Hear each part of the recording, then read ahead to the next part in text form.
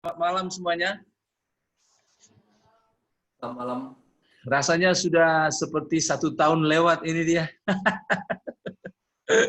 Biasanya kita non-stop ya. Baik, kita akan melanjutkan lagi pembelajaran kita. Dan kali ini kita akan masuk pada bagian mengenai mendetil atau menyiasat lebih dalam tentang 3 teori yang populer, 3 teori populer dari kita kaum Kristen mengenai eskatologi atau mengenai akhir zaman, ya. Tetapi lebih khusus kepada milenium atau kerajaan 1000 tahun. Dan memang kerajaan 1000 tahun ini itu dibahas di bab 20 dalam buku Wahyu, ya. Mungkin kita bisa melihat itu. Saya rasa baik juga kalau pada kesempatan ini kita membaca Wahyu 20. Ini Ani. Ani boleh baca untuk kita? Dia orang Indonesia. Ani boleh baca kejadian pula. Wahyu 20.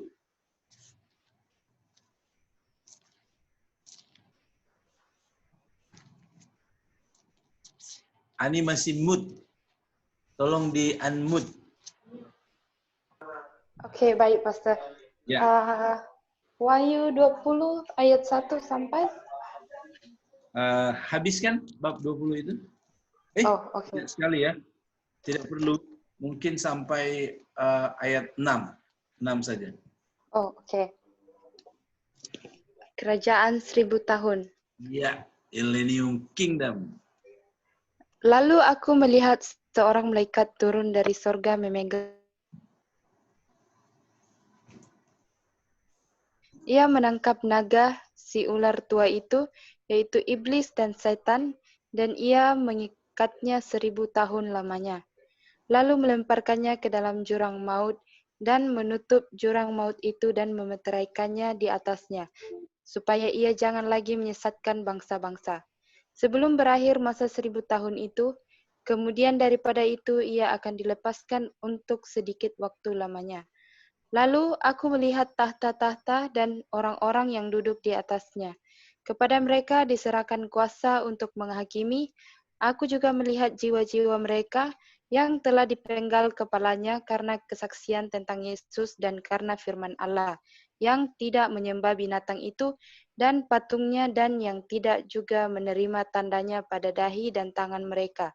Dan mereka hidup kembali dan memerintah sebagai raja bersama-sama dengan Kristus untuk masa 1000 tahun. Tetapi orang-orang mati yang lain tidak bangkit sebelum berakhir. Bahagialah dan kuduslah ia yang mendapat bagian dalam kebangkitan pertama itu. Kematian yang kedua tidak berkuasa lagi atas mereka, tetapi mereka akan menjadi imam-imam Allah dan Kristus, dan mereka akan memerintah sebagai raja bersama-sama dengan Dia 1000 tahun lamanya. Oke. Menarik. Terima kasih. Kita sudah mendengar Wahyu 20 ini. Saya mau present dulu ya.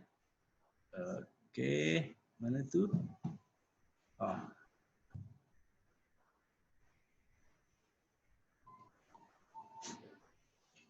Sebentar ya.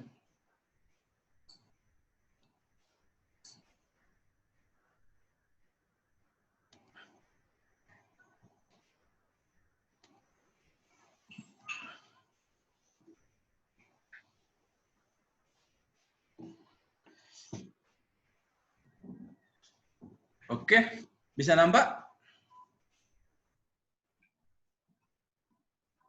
Boleh, Pak. Boleh ya? Ya, Pak. Oke, jadi di sini saya beri tajuk yaitu mengkritisi pandangan-pandangan milenium. Jadi mengkritisi maksudnya memeriksa secara cermat, secara betul-betul tentang pandangan-pandangan akhir zaman, ya. Pak, saya atur dulu tampilan saya di sini. Ini hide saja, oke. Baik, mari kita mulai dengan pandangan yang sangat populer. Jadi ini adalah pandangan yang sangat populer, yaitu premilenialisme. Wah, sebelah sini kalau begitu. Premilenialisme. Oke. Jadi pandangan ini dalam kaitan dengan kerajaan 1000 tahun, mereka bisa kita ringkaskan dengan pertama sekali mengatakan bahwa Kristus akan datang di atas awan. Ya. Lalu di dunia terjadi kebangkitan,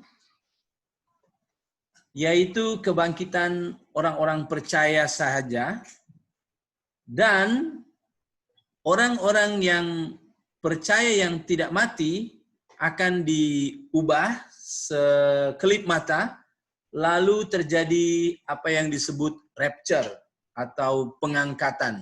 Jadi di sini mereka naik ke surga. Jadi garis ini bumi ya. Jadi saya jelaskan, ini adalah bumi, lalu naik ke angkasa, bertemu Tuhan di awan, bertemu Tuhan di angkasa. Ada lagu yang kita mungkin semua tahu. Saya nyanyikan ya. Ada pertemuan di udara, pertemuan yang manis. Saya rindu bertemu di sana, jauh di udara. Iya, itu dia ya. Bagaimana pihak KJ tahu lagu itu? Nyanyian yang terdengar yang belum pernah didengar adalah kekirangan. Nah, itulah. Oke.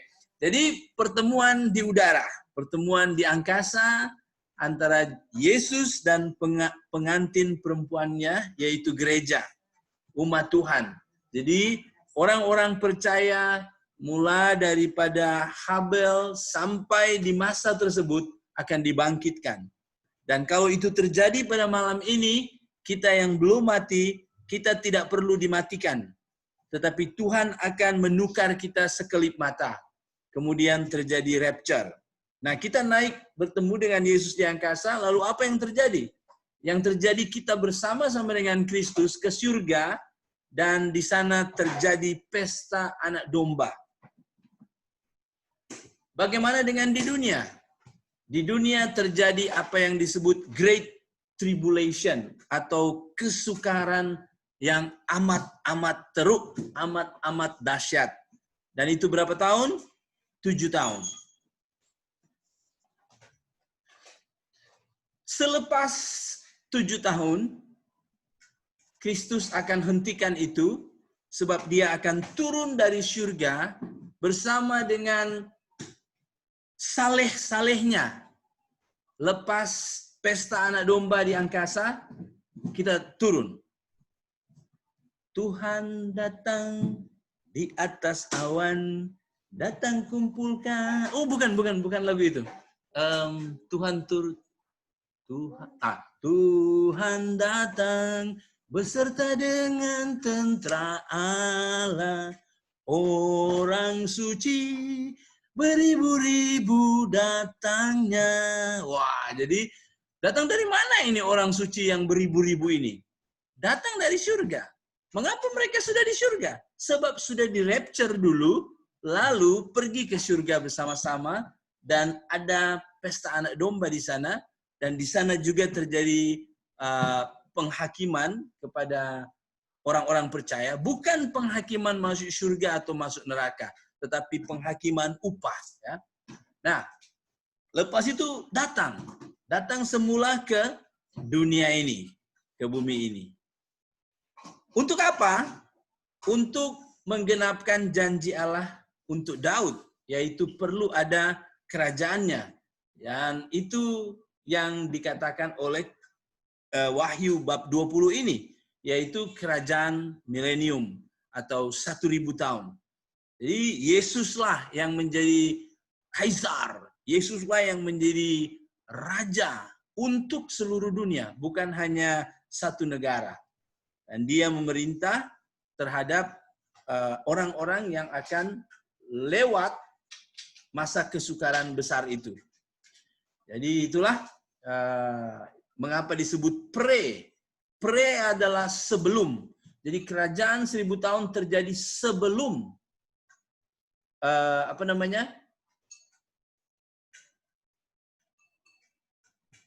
Iya, kerajaan 1000 tahun terjadi, pre itu sesudah ya, sesudah kedatangan Kristus. Nah, pre atau pra sejarah berarti sebelum sejarah ya. Pra milenium berarti sebelum milenium. Berarti Kristus datang sebelum kerajaan 1000 tahun. Dan teori ini atau pandangan ini melihat kedatangan Kristus itu sebagai 2 tahap. Tahap pertama datang di awan-awan saja, lepas itu dipisahkan atau berjarak 7 tahun, baru dia datang dengan betul-betul injak di dunia ini. Lalulah mula kerajaan 1000 tahun. Itulah mengapa disebut premilenialisme. Kedatangan Kristus terjadi sebelum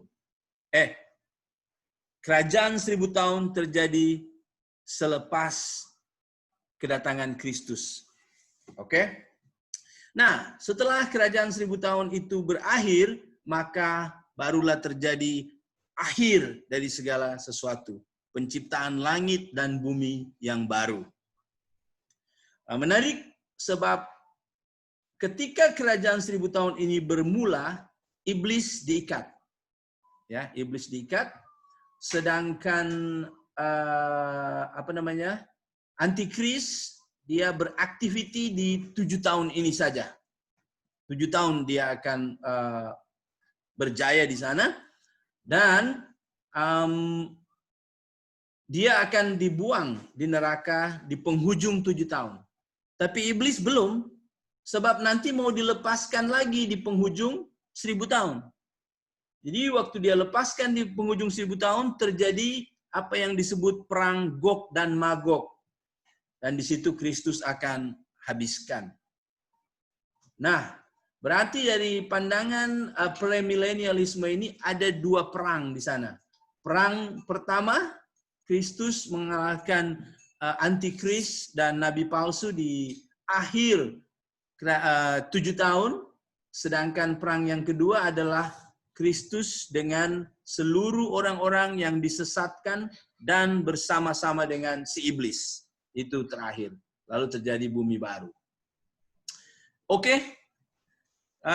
Boleh paham pandangan premilenialisme ini? Ada soalan? Oke, Pak. Boleh ya? Bisa. Bisa. Oke.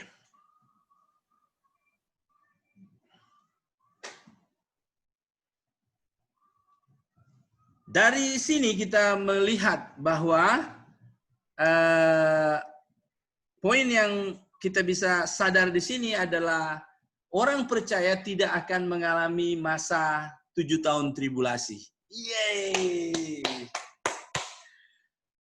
Itu dia. Jadi orang percaya tidak akan mengalami masa tribulasi, dan berarti orang percaya tak perlu waspada dengan antikris. Ya, tidak perlu pening-pening dengan antikris. Mengapa Pak Mike mengajar banyak sekali juga tentang hal itu? Ya, mungkin saja untuk kita didorong untuk mengasihani orang-orang yang belum percaya sampai hari ini. Sebab kita sudah tahu bahwa nanti kalau mereka tidak diangkat, mereka akan mengalami great tribulasi yang dahsyat. Jadi itu membangkitkan semangat misi kita, ya. Tapi apakah semangat misi itu didorong karena kasihan mereka atau semangat misi itu didorong oleh kasih kepada Kristus? Nah, itu juga perlu kita pikirkan, ya. Ada banyak orang takut masuk neraka karena mengasihani diri sendiri. Wah, saya tak mau masuk neraka karena saya ini. Jadi motivasi dia untuk tidak mau masuk neraka adalah demi dirinya sendiri. Tetapi ada orang yang tidak mau masuk neraka karena menyadari bahwa Allah yang sudah berkorban secara dahsyat, secara luar biasa, Dia yang adalah Allah yang rela menjadi manusia, yang taat sampai mati demi kasih-Nya kepada saya. Dan ketika mengenal Injil ini dan mempercayai itu. Ya, itu juga perlu kita perhatikan. Oke, hal yang kedua yang saya lihat di sini adalah orang percaya mengecap 7 tahun surga, lepas itu terpisah semula selama 1.000 tahun lagi. Ya kan? Sebab di sini sudah mengecap surga 7 tahun. Lepas itu turun semula ke bumi.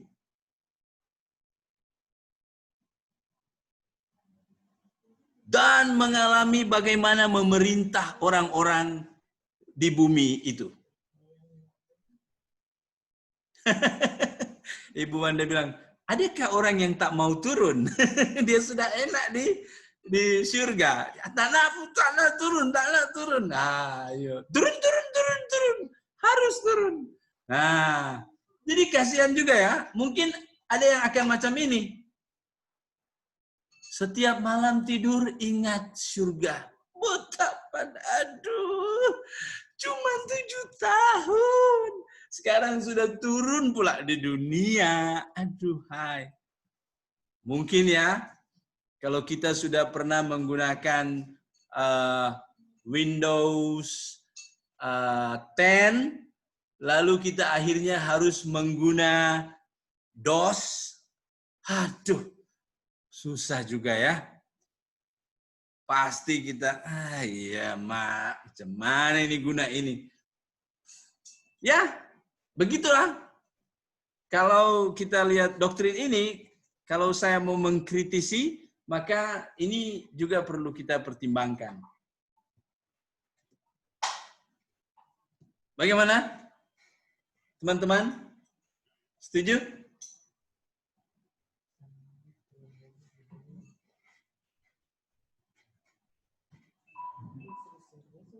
Ada tanggapan?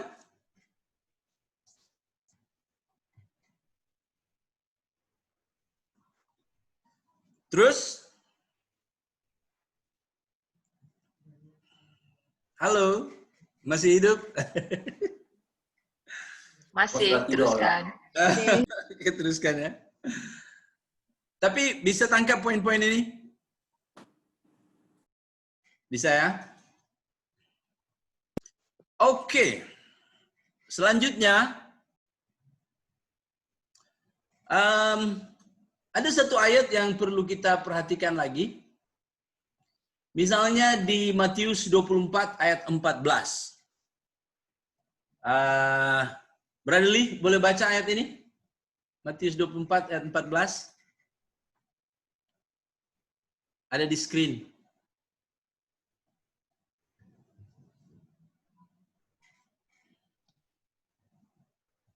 Dan Injil kerajaan ini akan diberitakan di seluruh dunia menjadi kesaksian semua bangsa. Sesudah itu barulah kita tiba kesudahan. Oke, terima kasih. Di mana penggenapan ayat ini menurut doktrin premilenialisme? Jadi Injil kerajaan ini akan diberitakan di seluruh dunia menjadi kesaksian bagi semua bangsa, sesudah itu barulah tiba kesudahannya. biasanya setahu saya itu digenapi di hujung tribulasi ini. Sebab mereka menafsirkan dua saksi Allah, yaitu apa yang disebut di Wahyu tentang pokok zaitun dan pokok itu, dua orang saksi itu menjadi kesaksian, dan juga 144.000 orang itu dianggap sebagai misionaris di zaman itu. Jadi disitulah terjadi merebaknya Injil secara luar biasa, dan akhirnya terjadi penggenapan ayat ini. Tapi kalau itu berakhir di sini, ya, di sini dikatakan baru tibalah kesudahannya, tiba kesudahan. Tapi kalau kita melihat map daripada pandangan premilenialisme, tidak berakhir kesudahan. Sebab masih ada masa 1000 tahun berjalan. 1000 tahun bukan masa yang generasi yang singkat. Lalu iblis masih akan menyesatkan banyak sekali di sini. Jadi kayaknya ini premilenialisme harus menjawab soalan ini. Di mana ayat ini digenapi dalam map mereka ini. Dan ini sulit mereka mau jawab. Lanjut, berapa kali kebangkitan kalau menurut premilenialisme?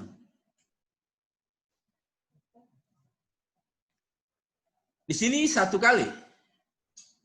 Waktu saat rapture 1 kali. Semasa rapture. Lalu orang-orang yang dibunuh di 7 tahun tribulasi ini, di mana mereka? Mereka percaya mereka juga akan dibangkitkan. Berarti ada kebangkitan lagi semasa tribulasi. Lalu orang-orang percaya yang mati di kerajaan 1000 tahun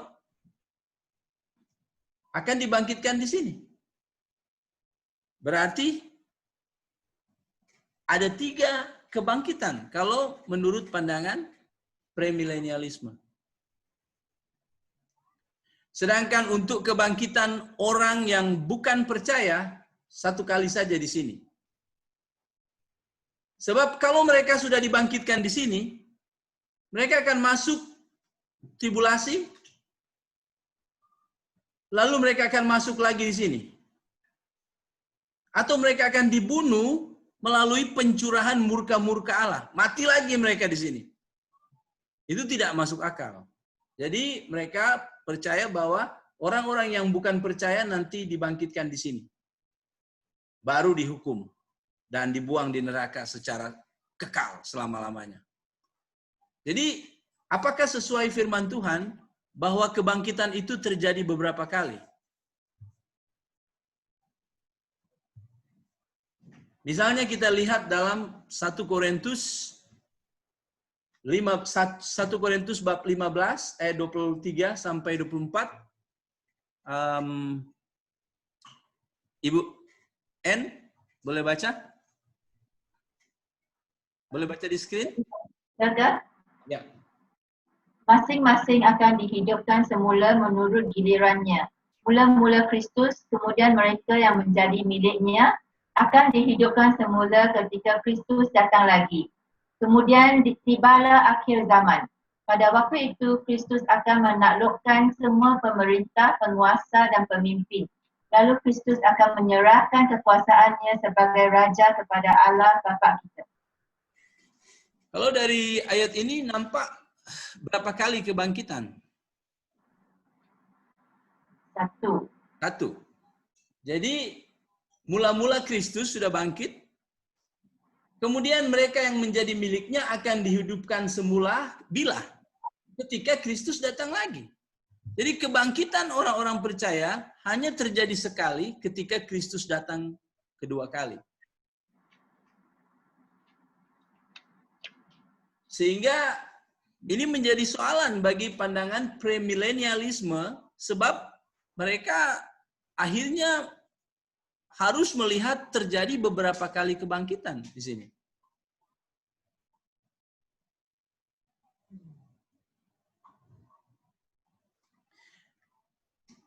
Bila orang percaya tidak dibangkitkan, bila orang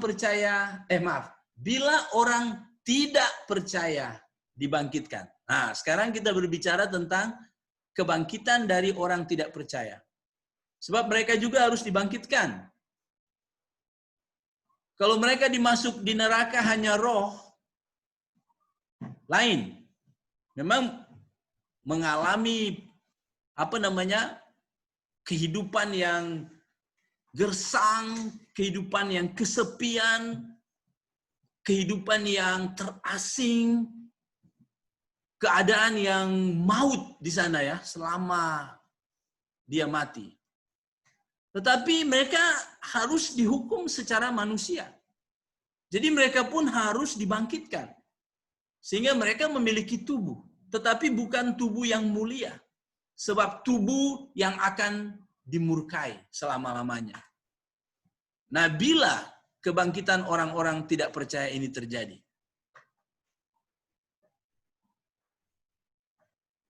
kalau menurut pandangan premilenialisme ini, itu terjadi pada hujung 1000 tahun. Karena tidak mungkin terjadi di sini dan di sini. Tidak mungkin. Jadi mereka tahu itu terjadi di sini. Tapi ada masalah dengan beberapa ayat. Misalnya ayat di Wahyu 1 ayat 7. Sania, boleh baca untuk kita? Wahyu 1 ayat 7. Baik, boleh. Oke. Nah, dengar.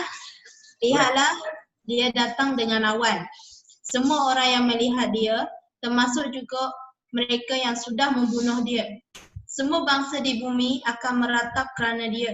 Ya, tentu. Amin. Wahyu 1 ayat 7. Bagaimana mungkin ketika dia datang, Yesus datang, orang yang menikam dia akan memandang Yesus. Orang yang membunuh dia juga akan memandang Yesus ketika Yesus datang dengan awan. Mereka sudah mati beribu-ribu tahun ya. Bagaimana dia bisa melihat Yesus di awan? Berarti sudah terjadi kebangkitan. Betul? Jadi kalau premilenialisme percaya itu dibangkitkan di akhir 1000 tahun, bagaimana mungkin mereka bisa melihat Yesus di awan-awan ini? Berarti harus terjadi kebangkitan sama di sini. Bukan hanya orang percaya yang dibangkitkan, tetapi juga semua manusia yang sudah mati dibangkitkan.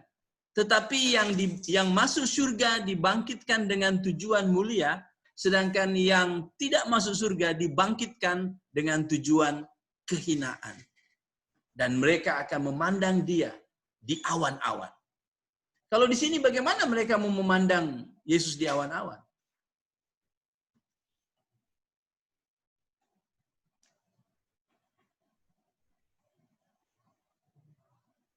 Masih berbicara mengenai orang tidak percaya dibangkitkan. Bagaimana dengan ayat ini juga? Ibu Jojo, boleh baca?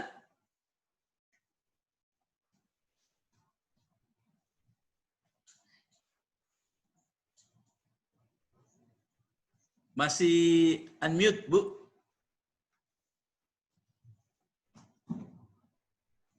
Oke. Bu Mary, boleh? Boleh, Pak. Oke. Ayat 63 ke? Ya.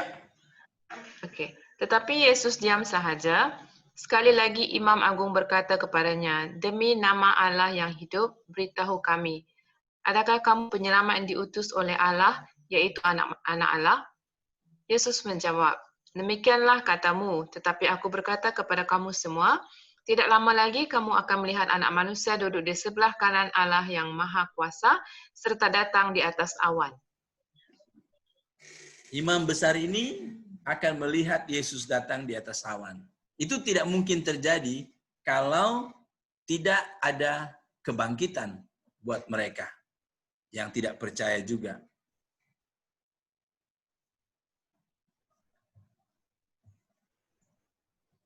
Oh ya, masih lagi berkaitan dengan soalan bila orang tidak percaya dibangkitkan. Satu ayat lagi, Markus 13 ayat 26. Alexia atau apa ya yang di gereja? Siapa di gereja? Alexia? Boleh tolong baca ayat-ayat ini?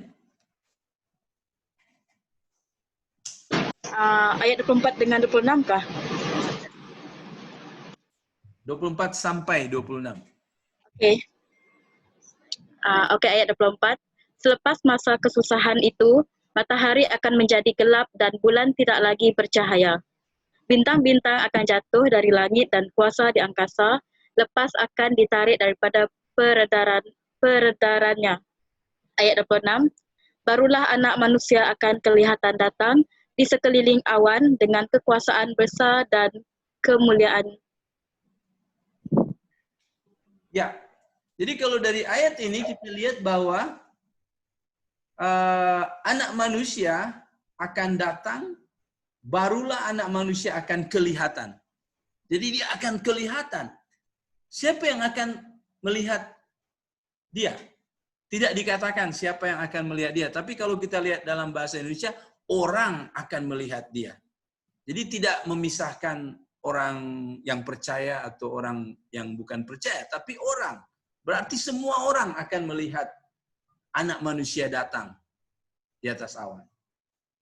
Dan yang menarik, kalau menurut premilenialisme, dia datang di atas awan sebelum Great Tribulasi. Tapi kalau ayat ini bilang, selepas kesusahan itu, baru dia datang. Kalau ini dia datang dulu, di atas awan, belum terjadi kesusahan besar. Tapi kalau di sini, selepas sudah terjadi kesusahan, baru dia datang.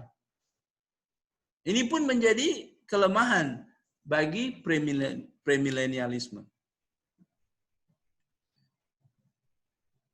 Bagaimana? Boleh tangkap sampai di sini?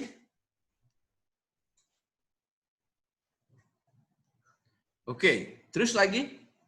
Kasihan premilenialisme di bombardir ini.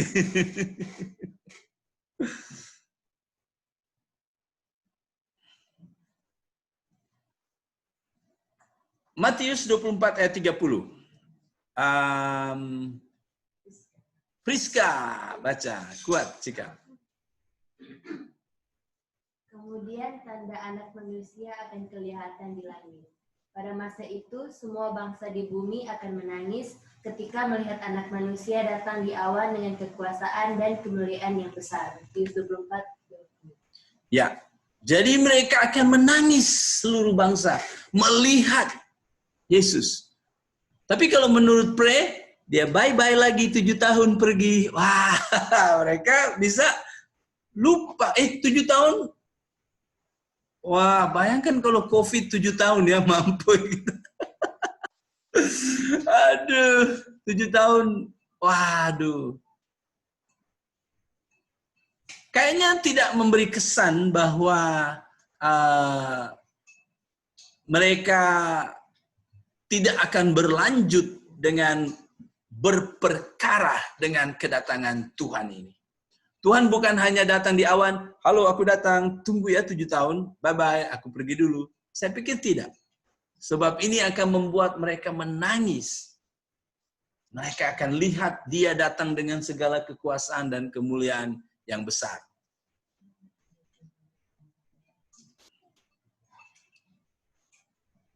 Kemudian kalau kita melihat lagi di 2 Tesalonika 2 ayat 1 sampai 3.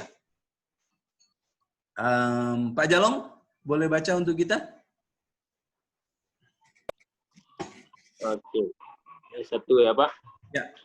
Tentang kedatangan Tuhan kita Yesus Kristus dan terhimpunnya kita dengan Dia, kami minta kepadamu, saudara-saudara, supaya kamu jangan lekas bingung dan gelisah, baik oleh ilham roh maupun oleh pemberitaan atau surat yang dikatakan dari kami, seolah-olah hari Tuhan telah tiba. Janganlah kamu memberi dirimu disesatkan orang dengan cara yang bagaimanapun juga, sebab sebelum hari itu haruslah datang dahulu murtad dan haruslah dinyatakan dahulu manusia durhaka yang harus binasa. Oke, Pak.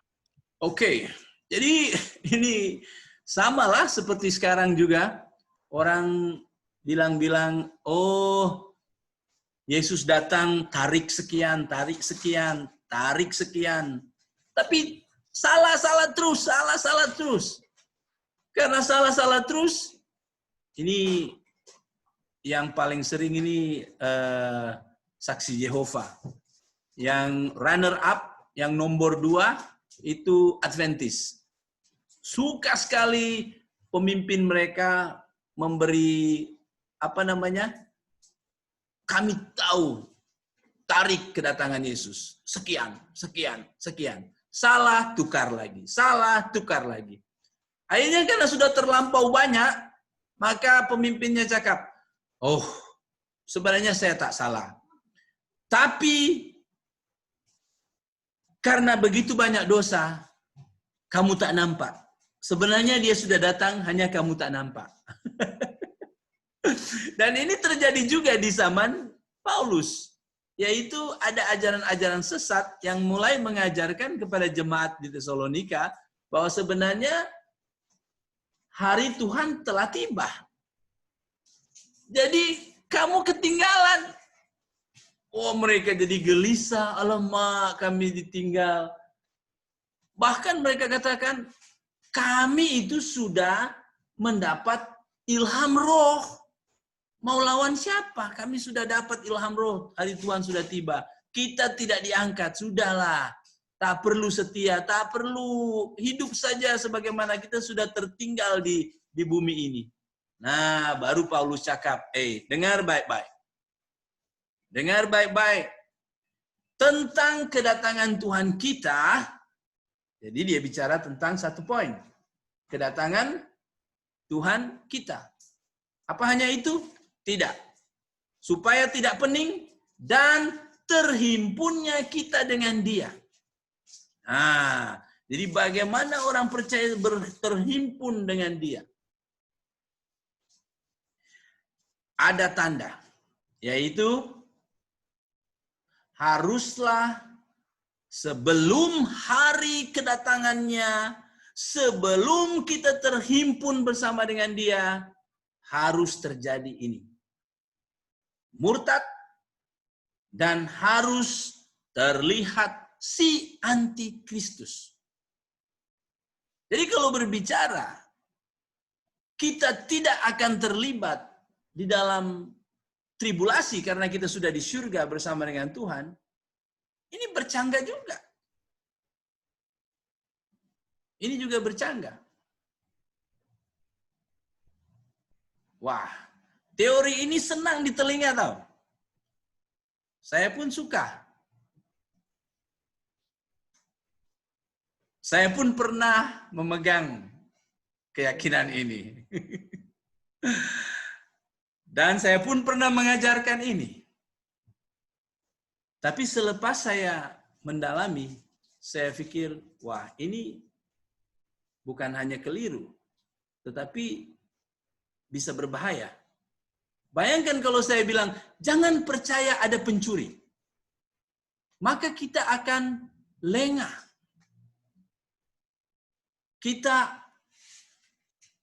Kereta datang, kita tak kunci, rumah kita tak kunci. Apa masalah?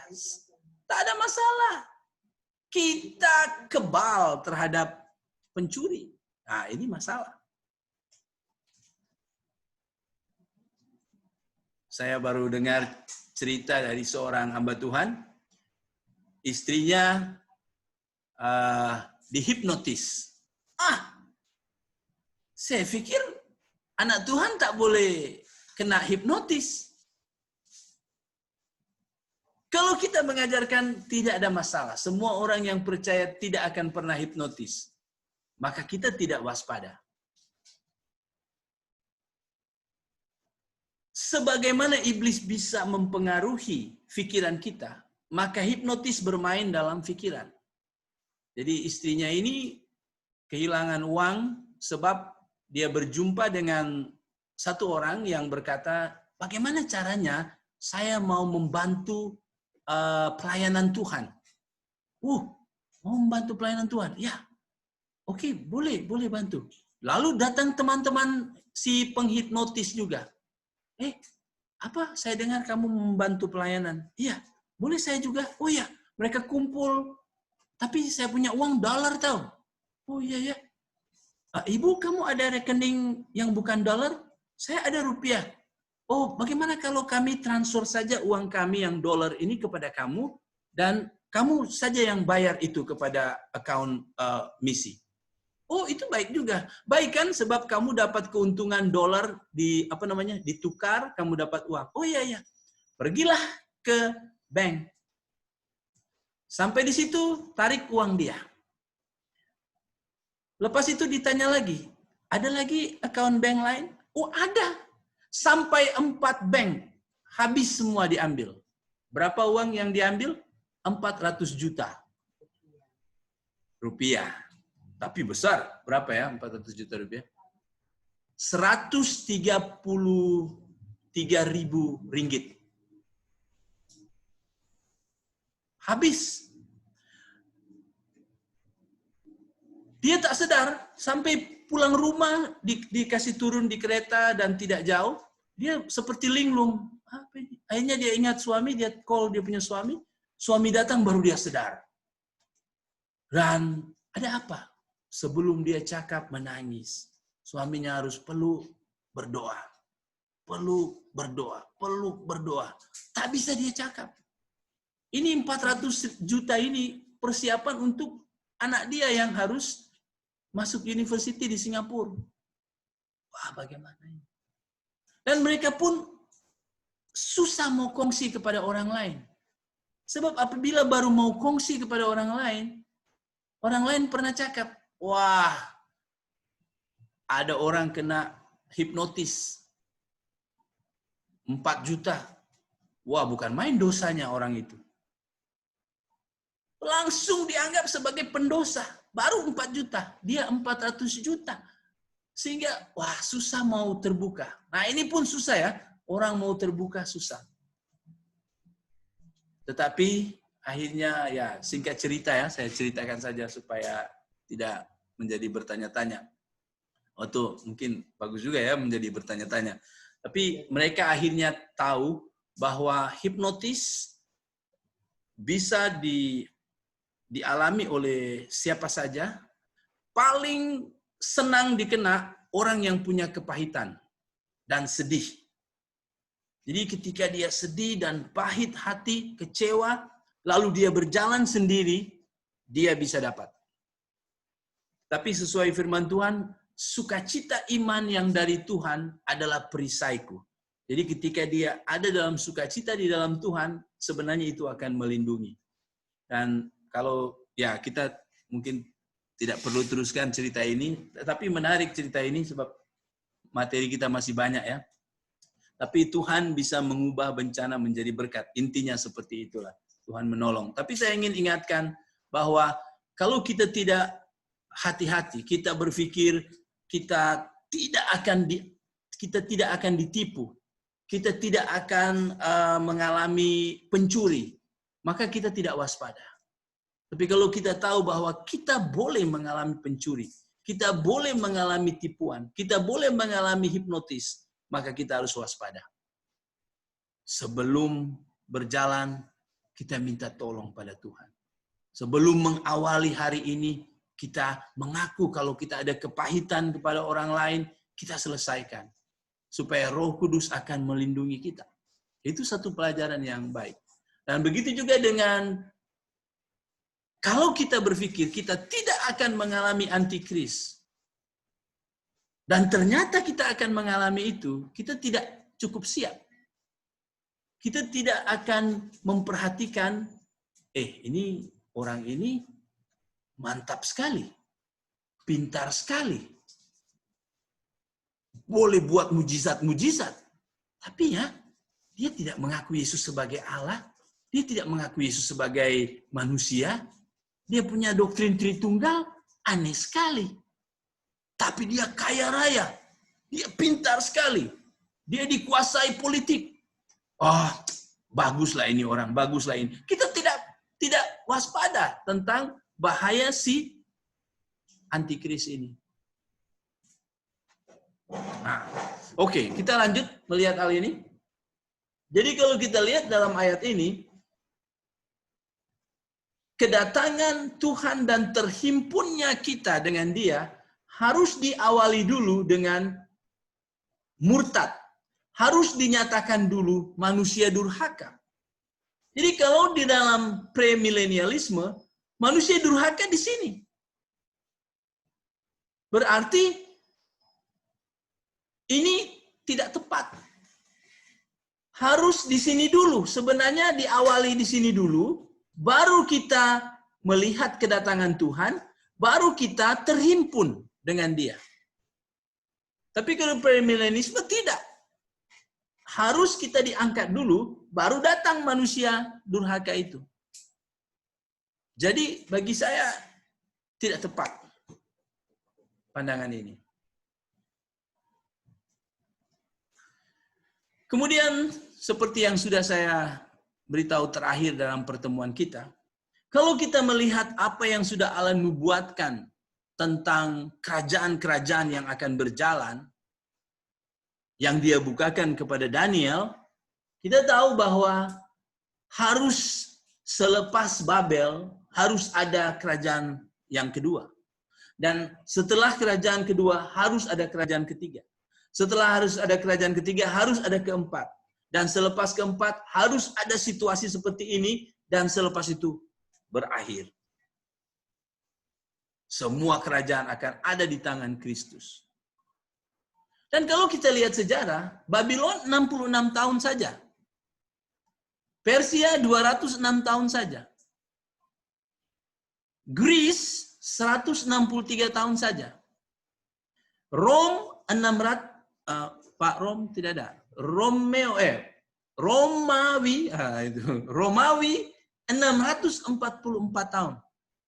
Kerajaan yang bercampur, ada yang keras, ada yang lembut.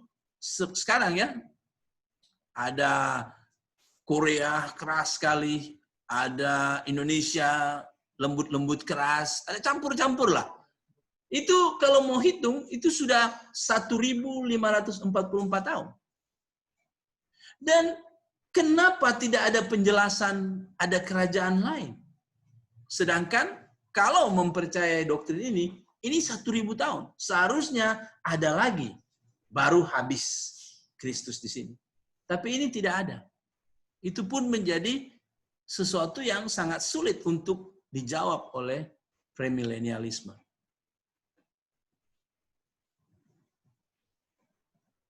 Oke, itulah pandangan yang pertama yang saya pribadi menyimpulkan ini saya tidak terima.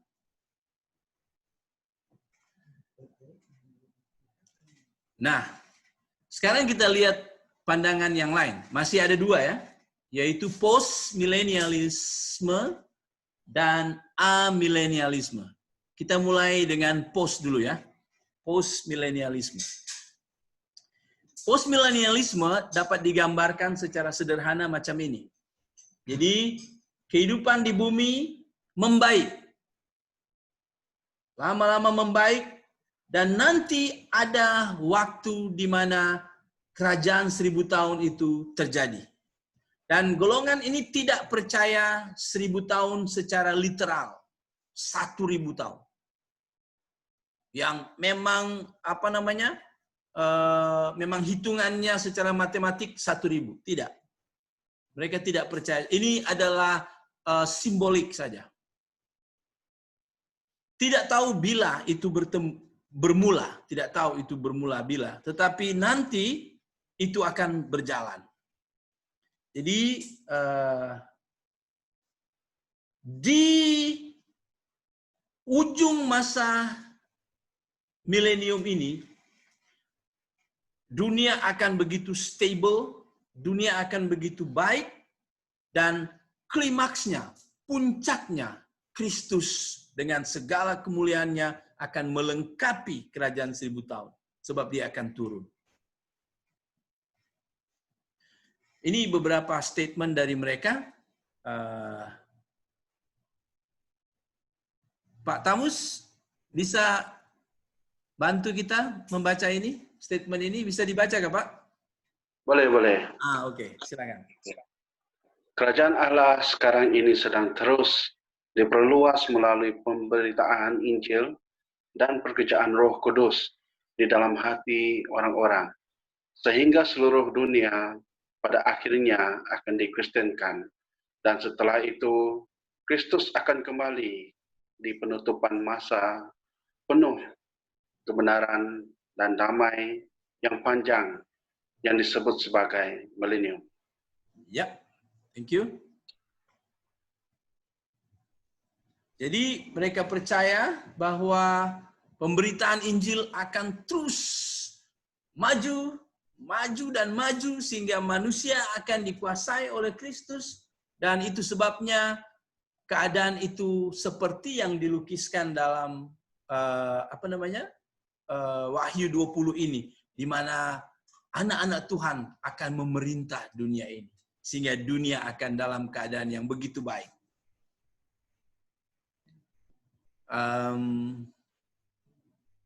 Saya baca saja sebab ini pendek. Kedatangan Kristus yang kedua kali akan segera diikuti dengan kebangkitan dan penghakiman atas seluruh umat manusia, serta penyataan surga dan neraka secara penuh. Jadi di sini, ketika Kristus datang, langsung terjadi penghakiman. Jadi kebangkitan satu kali semua di sini. Orang yang tidak percaya, orang yang percaya dibangkitkan semua, dan dilakukan penghakiman. Itu dia.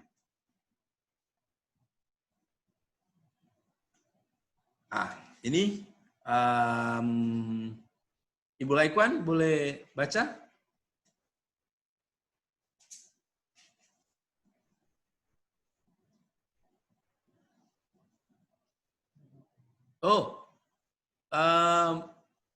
Unmute. Oke. Sorry. Ya. Menurut paham ini, dunia sekarang ini secara bertahap sedang dalam proses untuk masuk ke dalam zaman milenium, yaitu berdasarkan semakin banyaknya orang-orang dalam dunia ini yang bertaubat melalui pemberitaan Injil, pertumbuhan jumlah orang Kristen ini akan mencakup baik orang-orang Yahudi maupun bangsa-bangsa lain. Oke. Jadi mereka heran melihat bagaimana banyak terjadi pertobatan di berbagai dunia, termasuk bangsa Yahudi, ya. Oke. Mereka melihat satu ayat juga, ada beberapa ayat, tapi saya ambil ini ayat yang mereka pegang, di Roma 11 ayat 25 sampai ayatnya yang ke-26. Pak Andrew, boleh baca untuk kita? Oke, sebab saudara-saudara, supaya kamu jangan menganggap dirimu pandai, aku mau agar kamu mengetahui rahasia ini. Bahagian dari Israel telah menjadi tegar sampai jumlah yang penuh dari bangsa-bangsa lain telah masuk. Dengan jalan demikian, seluruh Israel akan diselamatkan. Seperti ada tertulis, dari Sion akan datang penebus. Ia akan menyingkirkan segala kefasikan daripada Yakub. Jadi nanti segala kefasikan umat Allah akan disingkirkan dan penebusnya dari Sion akan datang. Jadi mereka melihat bahwa Kristus terjadi sesudah kerajaan 1000 tahun. Post.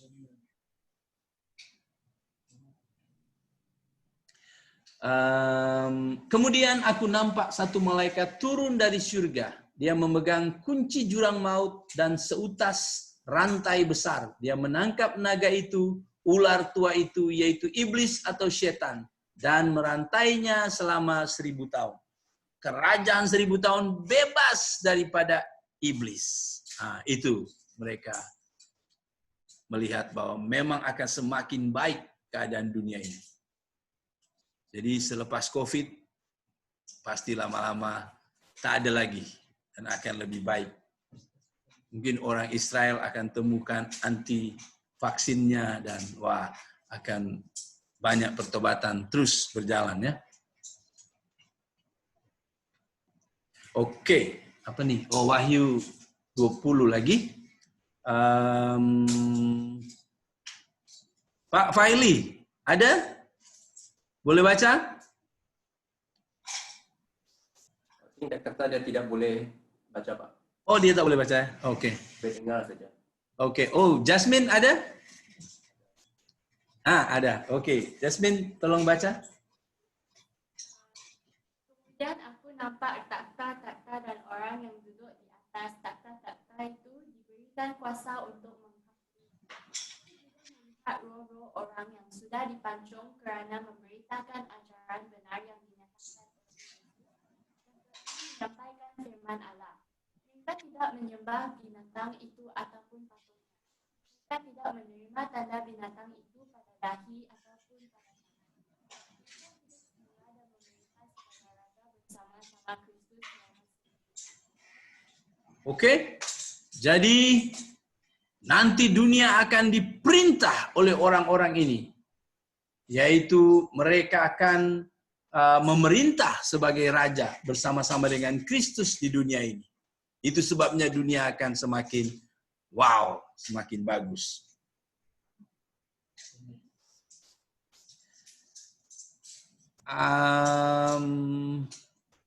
Pak Sehat ada? Tolong baca ayat-ayat ini.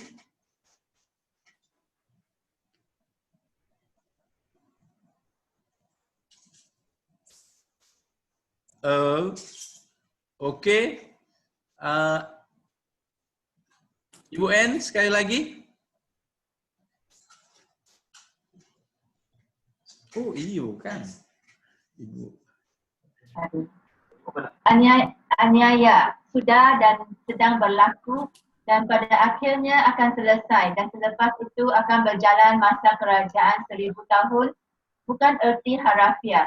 Ini erti suatu kurun masa tertentu yang panjang di mana dunia akan dikristenkan dan dunia akan dalam keadaan yang damai dan harmoni, di mana klimaksnya Kristus datang kembali. Oke, baik. Ya, cukup untuk post-millennialisme. Sekarang soalan untuk kita semua. Adakah Anda setuju dengan pandangan ini?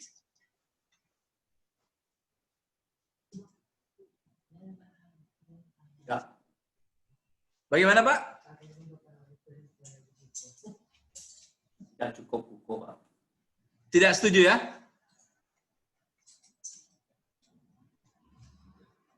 Oke. Teruskan dulu. Bagaimana yang lain? Ibu N setuju dengan post-mill? Tidak. Tidak ya? Wah. Halo yang lain? Ibu Mary setuju dengan post-mill? Tak setuju. Tak setuju ya? Oh, oke. Pak Jalong setuju dengan post-mill? Macamnya tak lah, Pak. Nah ya? Oke. Ada yang mau kasih pandangan mengapa tak setuju?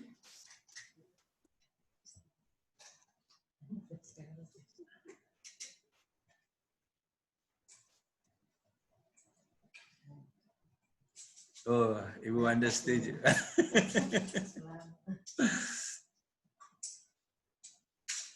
Teruskan dulu, Pak. Oke. Ya, saya tidak banyak membahas ini sebab bagi saya cukup senang untuk lihat bahwa pandangan ini lemah. Saya merasa pandangan ini lemah sebab kalau kita sudah belajar tentang pencurahan 7 murka Allah yang digambarkan dengan sangkakala, lalu cawan, dan juga apa yang kedua itu? Yang pertama meterai, sangkakala dan cawan, maka kita melihat bahwa sebenarnya klimaksnya bukan kehidupan di dunia yang menjadi sangat bagus, sangat hebat, lalu dilengkapi oleh kedatangan Kristus. Saya pikir itu lemah. Dan juga kalau mau berbicara bahwa Wahyu 20 adalah satu bukti bahwa mereka akan memerintah di dunia, iblis tidak ada di situ, tapi mereka lupa bahwa nanti dalam Wahyu 20 iblis akan dilepaskan pada akhirnya. Dan mereka pun percaya bahwa tribulasi itu sebenarnya sudah dan sedang berjalan, tetapi akan lenyap sebab nantinya kerajaan 1000 tahun ini akan berjalan, akan wujud. Jadi ya saya rasa saya tidak banyak mengupas ini. Bagi saya mungkin kita cukup jelas ya melihat bahwa ini tidak sesuai.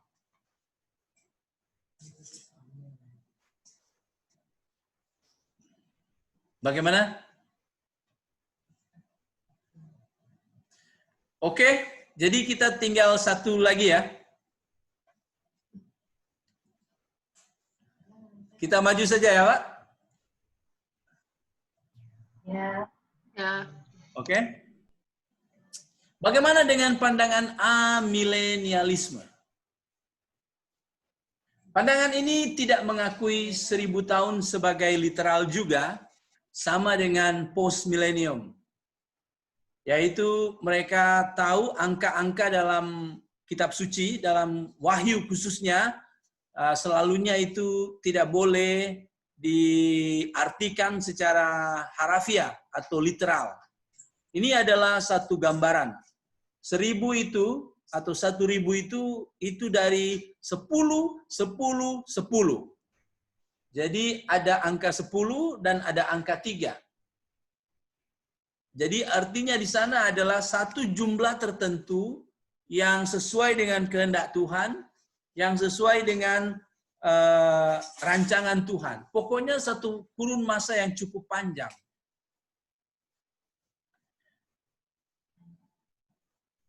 Jadi mereka punya pandangan begini. Jadi selepas Kristus dan kebangkitannya lalu naik ke surga, sejak itulah kerajaan 1000 tahun berjalan. Terakhir akan diakhiri dengan tribulasi. Sebab itu bagaikan apa yang dijelaskan oleh Wahyu 20, yaitu iblis akan dilepaskan lagi. Dan selepas tribulasi, Kristus datang di awan. Kristus datang di awan, terjadi kebangkitan seluruh manusia, termasuk orang percaya dan orang tidak percaya. Tetapi orang percaya akan rapture. Rapture di sini adalah untuk menyongsong Tuhan Yesus di awan-awan. Kemudian setelah mereka bertemu, mereka datang ke bumi. Bukan pergi ke surga. Tapi langsung sama-sama dengan Yesus turun ke bumi. Dan disitulah terjadi penghakiman. Jadi pandangan ini tidak percaya kalau gereja menyongsong Kristus ke angkasa lalu pergi ke surga. Dan 7 tahun di surga. Tidak. Mereka percaya gereja menyongsong Yesus untuk bisa datang bersama-sama ke dunia. Bagaikan menyambut mempelai yang datang ke majelis kenduri perkawinan, pihak wanita menyongsong dan bersama-sama pihak lelaki berjalan memasuki kenduri perkawinan. Bayangkan ya, kalau contoh saja ya, kita mau buat kenduri di mana ya? Di rumah Uncle Den lah ya. Jadi di situ sudah disiapkan makanan semua. Ini cuma contoh ya, Sarmin jangan marah ya, Sarmin. Lalu dari Temeloh datang mempelai lelaki, datang kan?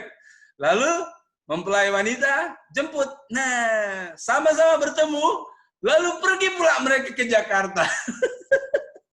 7 tahun di Jakarta. Lalu Ibu En dan Pak Denis dan jemaat PKJ di rumah tunggu-tunggu. Mana Sarmin ini dia? Kemana mereka? Tak boleh begitu ya. Nah, jadi bukan begitu. Jadi pandangan Amil tidak begitu. Jadi waktu Kristus datang di angkasa, gereja menyambut Kristus. Lalu mereka bersama-sama turun. Zoom. Jadi Tuhan datang di awan, ya mereka akui itu. Orang percaya rapture, diubah dengan sekelip mata, yang sudah mati dibangkitkan, sebagai seluruh gereja secara kesatuan, gereja orang-orang percaya dari zaman Habel sampai saat itu, menyongsong Kristus. Bertemu di angkasa, ada pertemuan di angkasa. Lalu datang bersama-sama dengan saleh-salehnya. Dan ini membuat semua mata memandang. Sebab apa? Sebab sudah terjadi kebangkitan. Dan disitulah terlihat yang akan binasa dan yang tidak akan binasa. Dan terjadi akhir dari segalanya.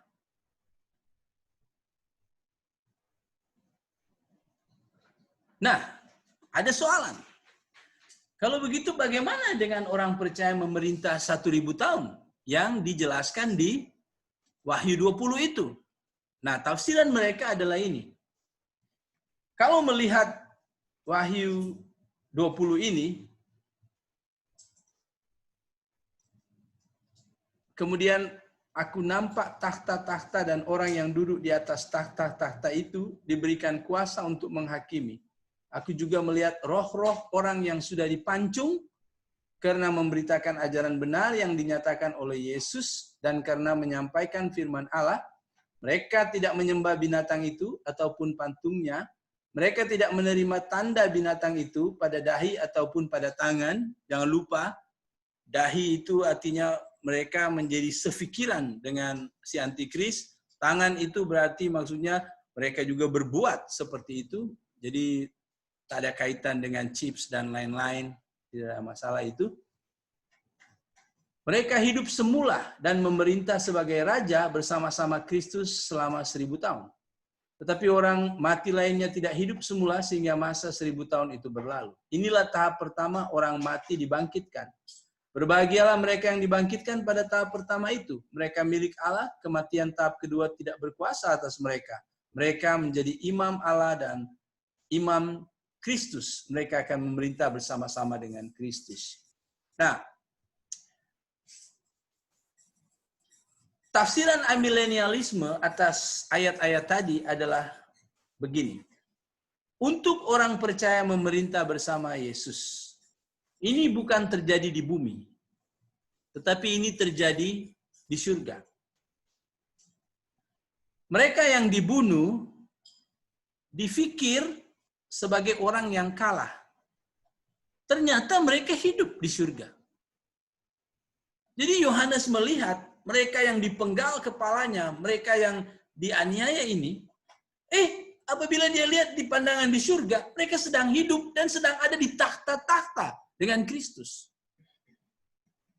Mereka yang di bumi dianggap kalah karena antikris dan lain sebagainya dibunuh. Mereka yang tidak menyangkal imannya. Mereka yang tidak berpikiran, tidak berpandangan sama, tidak hidup dalam perbuatan menyokong antikris ini. Mereka dibunuh. Tapi roh-roh ini, Yohanes melihat mereka ada di surga. Dan sedang bersama-sama dengan Kristus mengontrol dunia ini. Jadi pemerintahan orang percaya dilihat oleh amilenialisme dalam ayat ini bukan pemerintahan fisikal di dunia.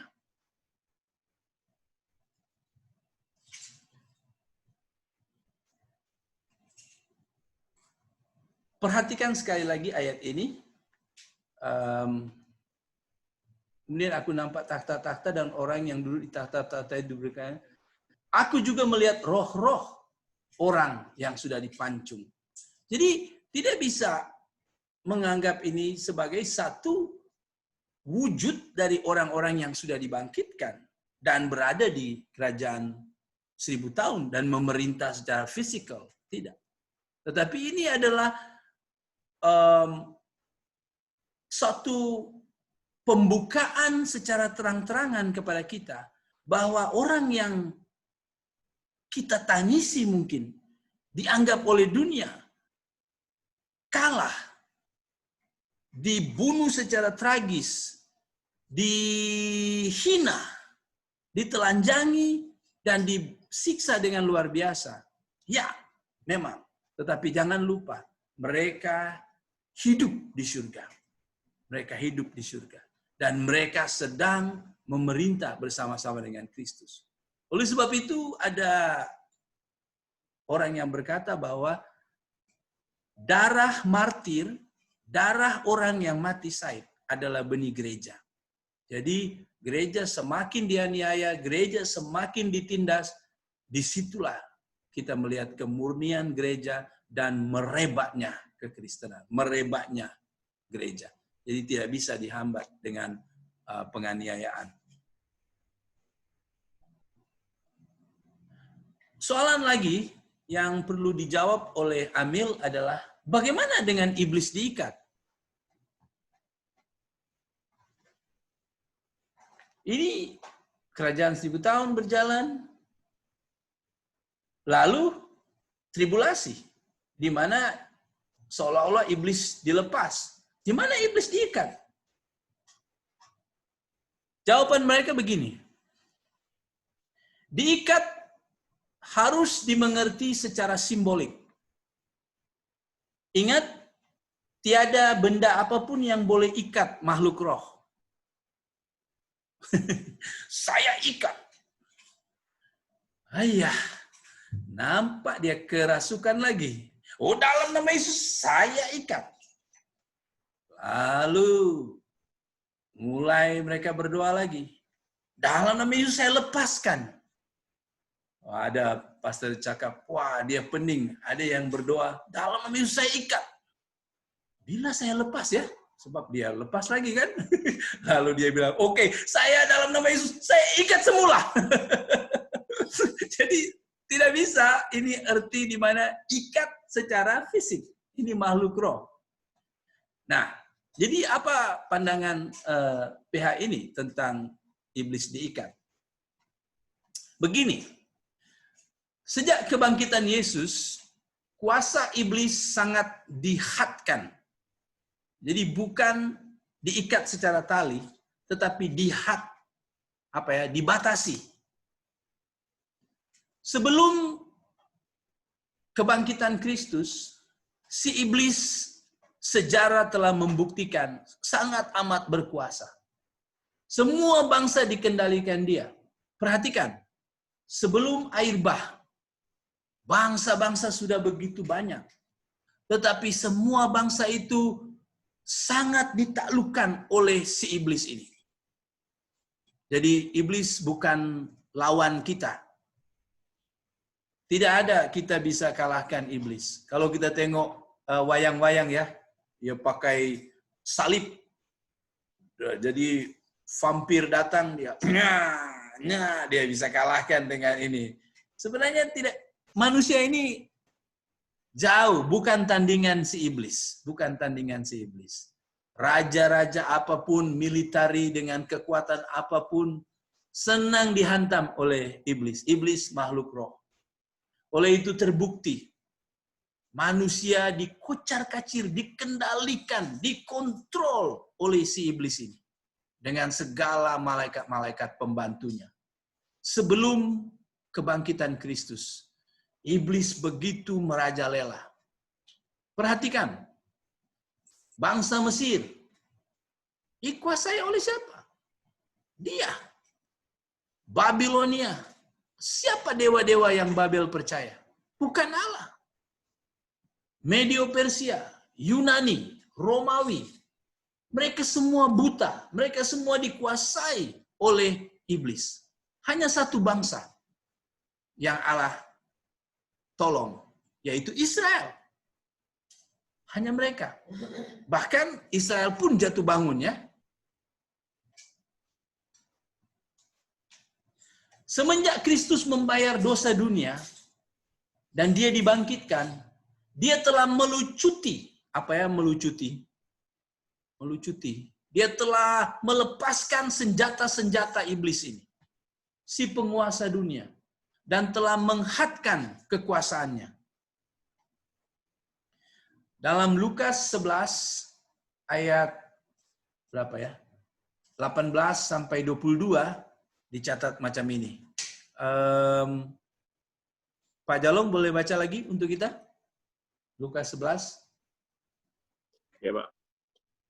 Kamu berkata, aku mengusir roh jahat karena aku diberi kuasa oleh Beelzebul. Jika demikian, siapakah yang memberi kuasa kepada pengikut kamu untuk mengusir roh jahat? Pengikut kamu sendiri membuktikan bahwa pendapat kamu itu salah. Aku mengusir roh jahat dengan kuasa Allah dan hal ini membuktikan bahwa Allah sudah mula memerintah di tengah-tengah kamu. Apabila seorang kuat yang bersenjata lengkap menjaga rumahnya sendiri, semua miliknya akan selamat. Tapi jika seorang yang lebih kuat menyerang dan mengalahkan dia. Oke. Tidak sempat selesai semua, tapi intinya adalah bahwa Kristus adalah si orang kuat itu yang telah mengalahkan si penjaga yang lebih dulu itu. Jadi dengan kebangkitan Kristus, pembayaran dia terhadap hutang-hutang dosa manusia, Yesus berkuasa dan dia menghadkan si jahat ini. Dan kita lihat di mana Injil mulai merebak dan bangsa-bangsa dimenangkan, bangsa demi bangsa. Walaupun tidak semua, prinsip-prinsip Kristen membuat negara bertumbuh dengan prinsip-prinsip Kristus. Orang dituntun dengan ini. Dan iblis tidak bisa lagi begitu semena-mena seperti zaman dulu. Tetapi di masa penghujung nanti, ada masa keadaan itu akan Tuhan benarkan sedikit. Jadi kembali ke pandangan Amil, di mana pandangan mereka menjawab tentang bagaimana dengan iblis diikat. Iblis diikat dalam pengertian kuasaan iblis dihadkan. Itu dia.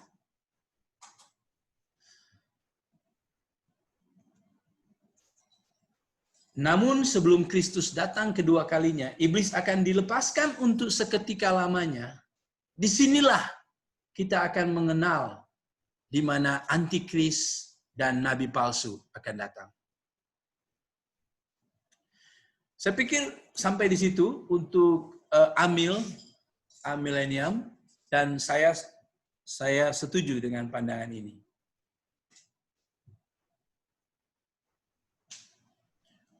Oke, sebelum ada soal, oh ya, kalau ada pertanyaan silahkan kita diskusi. 10.39, oke.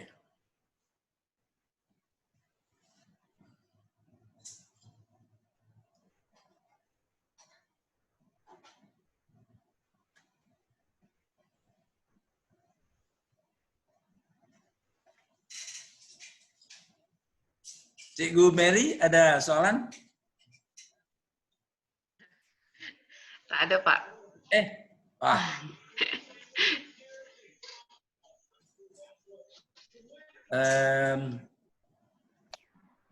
Pak Michael, Ya. apa maksud dia ini ya? The first arrow yang purple tu rapture. Sebelum kerajaan 1000 tahun ada cross ini kan? Salib, selepas salib ada ini keberangkatan lah. Yang mana ya? Yang purple arrow yang ini, first purple arrow. Yes. Kenaikan Yesus.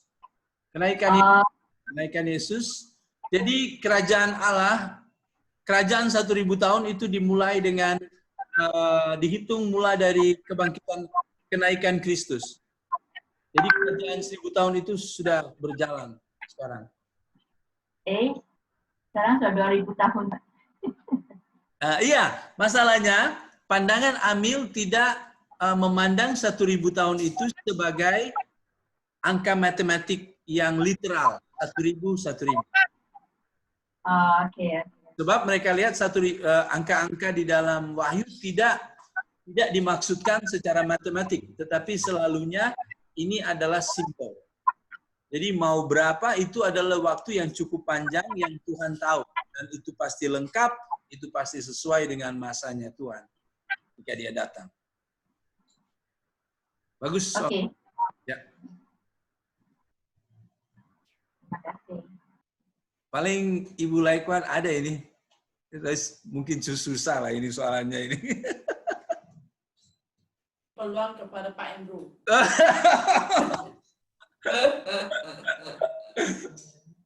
Ada pandangan. Oke. Jangan susah-susah, Pak. Tidak, Pak. Malu nak tanya. Bukan, Pak. I think itu pendapat kita. I think ada tiga teori ini ya. Dan semuanya pun mungkin ada kelemahan dan kekuatannya. Tapi saya lihat bila Bapak menunjuk tentang pre-millennium ya, Bapak tidak menunjuk apa kekuatan pre-millennium. Pre-millennium yang pertama itu, Pak ya? Ya, cuma Bapak menyerang saja. Ya. Tidak menunjuk kekuatannya, Pak. Jadi, I think kita perlu melihat secara objektif, ya. Mungkin ya kita perlu buat kaji selidik kita sendirilah. Apa kekuatan dan kelemahan ketiga-tiga ini.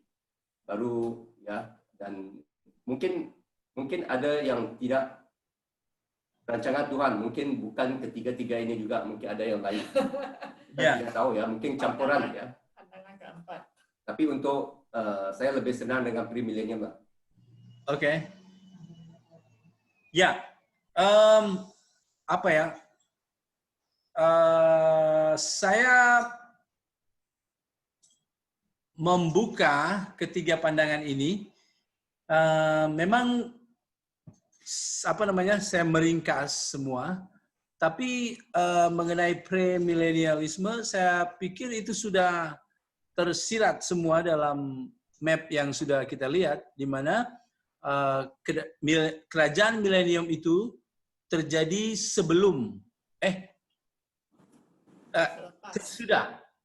sesudah kedatangan Kristus, dengan kedatangan yang 2 tahap itu. Jadi dia harus datang di awan, lalu rapture, lalu 7 tahun di surga, dan di dunia terjadi 7 tahun tribulasi. Kemudian selepas 7 tahun itu datang dan membina 1000 tahun. Lalu iblis dilepaskan pada penghujung. Jadi kalau bicara tentang kelebihannya, mungkin itu sangat senang dilihat ketika melihat Wahyu 20. Sebab Wahyu 20 terlihat di mana iblis 1000 tahun di rantai, lepas itu akan dilepaskan di penghujung. Jadi ini semacam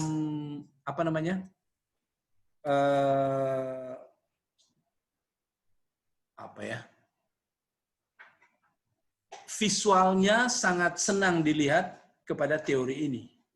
Sebab kalau kita lihat Wahyu 20, di mana iblis akan dirantai selama 1000 tahun.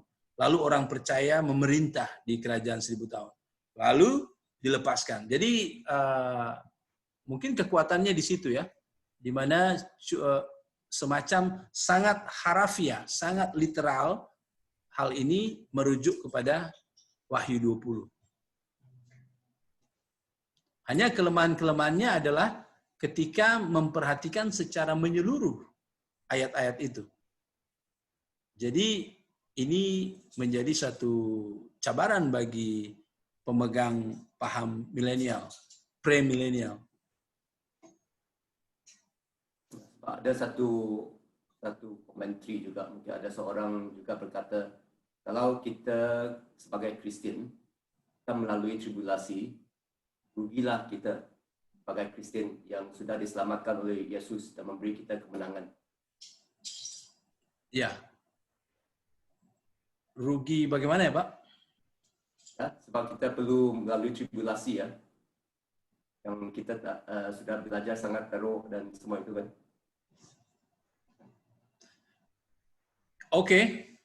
Ya, kita akan melihat juga bagaimana orang percaya melalui tribulasi, sebab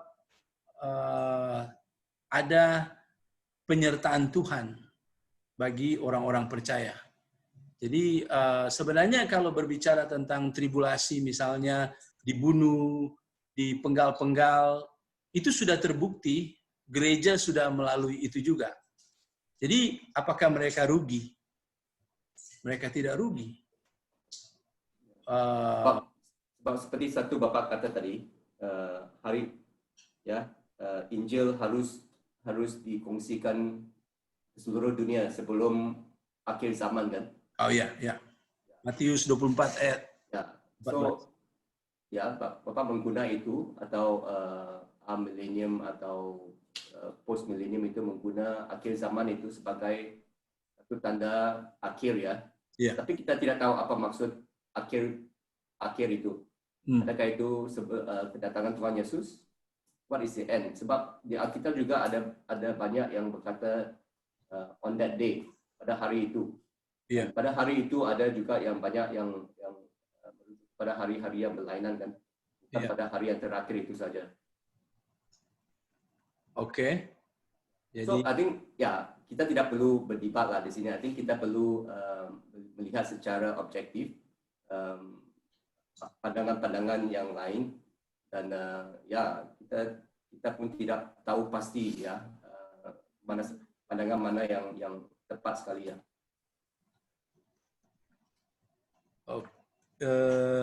Sebentar Pak. Ini ya. Dan Injil Kerajaan ini akan diberitakan di seluruh dunia menjadi kesaksian bagi semua bangsa. Sesudah itu barulah tiba kesudahannya.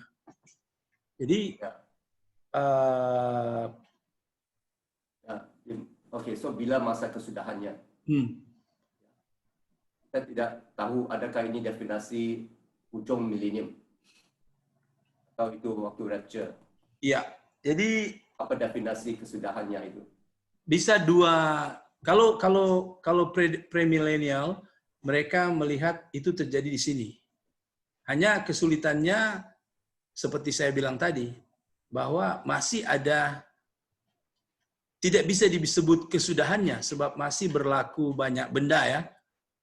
Kalau mau bilang kesudahannya di sini, apakah terjadi aktivitas penginjilan di sini? Mungkin saja. Jadi mungkin premilenialisme harus memindahkan pandangan mereka bahwa itu terjadi penginjilan besar-besaran di sini dan itu terjadi di sini. Dan ya saya rasa agak lemah kalau kita memikirkan bahwa kerajaan 1000 tahun dengan Kristus sebagai pemimpin, menteri-menterinya semua orang-orang percaya, lalu ini terjadi di situ, tapi kontras juga dengan Wahyu 20, sebab Wahyu 20 ujungnya adalah pemberontakan, di mana iblis akan dilepaskan dan menyesatkan banyak sekali orang. bukan penginjilan yang terjadi di ujung ini juga. Jadi kalau mau menganggap itu pindah di sini, ada kelemahan. Kalau juga mau... Tapi Pak, I think macam saya kata, kita tidak perlu berdebat lah ya. Ya. I think banyak juga ada, kalau ada millennium, ya, ada banyak kelemahan juga pasti. Ya, so saya pikir kita tidak perlu berdebat mana satu yang betul, mana satu yang salah. Kita tidak tahu mana satu yang betul. Ya, ya. Tapi bagus kita bisa saling membuka pandangan di sini.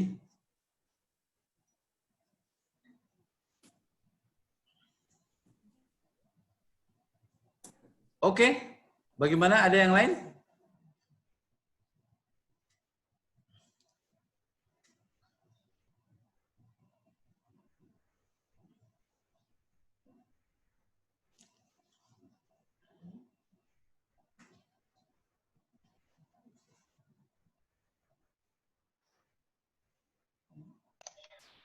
Selain 3 pandangan ini, ada pandangan lain ke Pak?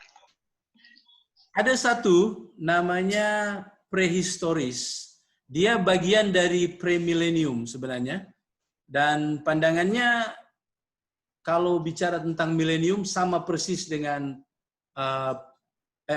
kalau bicara tentang milenium itu sama persis dengan premilenium. Jadi saya sudah tidak masukkan di sini. Mereka ada berbicara sedikit tentang historis dari mereka, berbeza dari pandangan tentang gereja dan Israel. Jadi karena kita sedang membahas tentang milenium, saya pikir tidak perlu masukkan ke situ.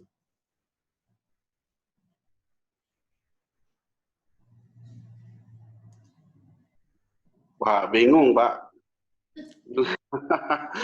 Oh iya. Mengapa? Jadi mana satu yang boleh dikatakan masuk akal ya, masuk akal yang betul ke yang sesuai dengan firman Tuhan lah? Ya, saya pikir kita bebas untuk melihat, sebab ini bukan sesuatu yang yang bukan dipegang oleh kaum Injili. Ini semua dipegang oleh kaum Injili, jadi boleh memikirkan sendiri, boleh membandingkan sendiri, boleh tambah informasi-informasi. Ya, kalau saya ada sikap, kalau Pak Andrew ada sikap. Jadi Pak Andrew pegang kepada pre-millennium. Saya menghormati, saya menghargai. Saya pegang amillennium. Saya harap Pak Andrew juga menghormati ya. Dan saya ada jawaban apabila saya ditanya, saya ada jawaban. Dan saya harap kita juga ketika kita pegang sesuatu, kita jangan kawin dengan pandangan kita. Sehingga kalau pandangan kita tidak betul, kita semacam diceraikan terhadap istri. Tidak bisa. Kita memegang itu dengan tangan terbuka, ketika ada kelemahan-kelemahan, oke, ini lemah. Tidak bisa dijawab dengan ini. Saya tidak bisa mengatakan bahwa pasti itu betul, cuman saya belum tahu. Boleh, tapi sebaiknya kita cari tahu untuk kita memang seperti Alkitab bilang, kita bisa memberi pertanggungjawaban apabila kita diminta. Jadi dalam satu grup mereka berkata, Tuhan sudah datang. Lalu dia jawab, itu kalau menurut saya Tuhan belum datang. Itu keyakinan saya. Mengapa kamu yakin? Itu pikiran saya yakin. Jadi dia menganggap dirinya sendiri. Tidak bisa begitu. Kita harus ada bukti di dalam kitab suci, itu pegangan kita. Jadi karena firman Tuhan mengatakan ini, sehingga kita kuat. Jadi mungkin ini satu juga menjadi tujuan yang baik bagi kita, di mana kita mempunyai pegangan-pegangan yang bisa kita pertanggungjawabkan. Jadi kalau saya punya pandangan amil. Kalau Pak Andrew, premil. Nah, saya sudah bukakan semua. Kalau memang, mungkin saya bisa juga cari tambahan-tambahan informasi kalau memang diperlukan untuk kita bisa bersikap. Boleh juga. Untuk sekarang memang saya seperti itu saja. Kecuali ada pertanyaan lain untuk kita siasat, mungkin bisa. Dan ya ada Pak Andrew, ada Uncle Dan, kalau ada masukan-masukan juga bisa dibagi, kita bisa lebih. Pak Michael, saya ada soalan 1000 tahun itu. Tadi Pak Michael kata 1000 tahun, ini 1000 tahun yang dikata oleh Kristus ya? Yang tadi milenium 1000 tahun, Pak Michael kata adalah masa sekarang. Tapi I think sama kan 1000 tahun ini dengan 1000 tahun milenium merujuk kepada kerajaan Kristus. Oke, jadi begini Bu, ini milenium ini muncul karena ayat di Wahyu 20. Jadi karena ada penjelasan di Wahyu 20 bahwa ada masa 1000 tahun, maka pakar-pakar teologi harus melihat hal ini. Akhirnya muncul 3 teori tadi. Premillennium, dia melihat Wahyu 20 ini sebagai literal. Jadi 1000 betul, 1000 betul-betul. Bila itu, dia bilang itu terjadi sesudah Kristus datang. Jadi waktu Kristus datang harus terjadi 1000 tahun. Dengan jadi bisa disebut pandangan yang literal terhadap Wahyu 20. Tapi ada kelompok yang lain yang kita sudah lihat tadi, amil dan postmil. Mereka dua berkata, tidak bisa dianggap ini sebagai literal. Ini sebenarnya sesuatu yang tidak literal. Ini adalah simbolik. Kalau begitu bila bagi postmil ini ada satu masa yang kita tidak tahu start bila dan akan kita tahu akhirnya, yaitu Kristus datang itu berakhir. Tetapi apabila dia start, dia akan bagus sekali. Dia akan jadi bagus sekali. Itu adalah pandangan mereka mengenai kerajaan 1000 tahun ini. Ini dari postmil. Sedangkan dari amil, mereka bilang tidak. 1000 tahun itu bukan literal. Tapi itu bukan juga nanti di masa depan. Itu sebenarnya terjadi sejak Kristus sudah naik ke surga. Dia mulai memerintah. Sebab apabila Kristus naik ke surga, dia berkata bahwa kepadaku telah dikurniakan segala kuasa. Sekarang pergi ke segala bangsa. Wah, di sini kerajaannya mampu menerobos ke seluruh. Dulu tidak ada bangsa-bangsa lain. Hanya Israel. Tetapi ketika Kristus sudah selesaikan masalah-masalah ini, sekarang dia memerintah. Dan orang-orang percaya. Jadi Amil melihat bahwa itu kerajaan 1000 tahun itulah yang sedang berjalan. Jadi pasti kita akan temukan bahwa itu tidak ada kesepakatan dalam tahun. Kalau premil pasti sebab 1000 literal. Sedangkan kalau postmil dan amil 1000 yang tidak matematik, tidak literal. Macam itu.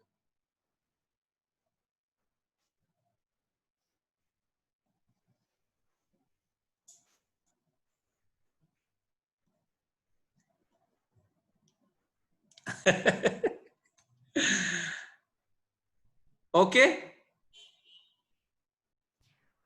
Oke lah Pak. Iya. Thank you.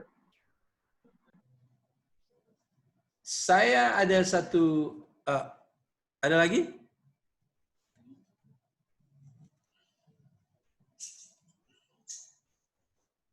Sebentar ya.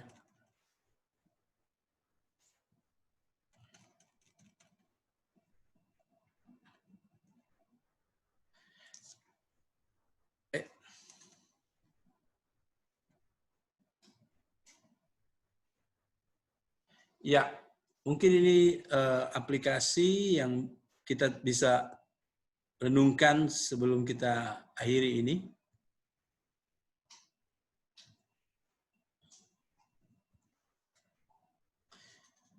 Jadi akan ada bahkan sudah ada ajaran sesat bahwa ajaran yang mengatakan Yesus sebenarnya sudah datang. Dari ketiga ajaran yang kita sudah lihat bahwa tidak. Kalau kita lihat pasti ada hal-hal yang harus terjadi dulu. Kita lihat post pun, walaupun bagi saya post memang cukup senang dilihat, lemah sekali. Tetapi post pun melihat itu pasti harus ada satu kenyataan yang jelas kedatangan Kristus. Begitu juga dengan A. Jadi jangan kita percaya kalau ada ajaran yang mengajarkan bahwa Kristus sudah ada. Ini adalah ajaran sesat. Atau kedatangan Yesus sudah terjadi. Ini sama sekali tidak. Kita sama sekali tidak percaya dengan ajaran itu. Kemudian yang kedua,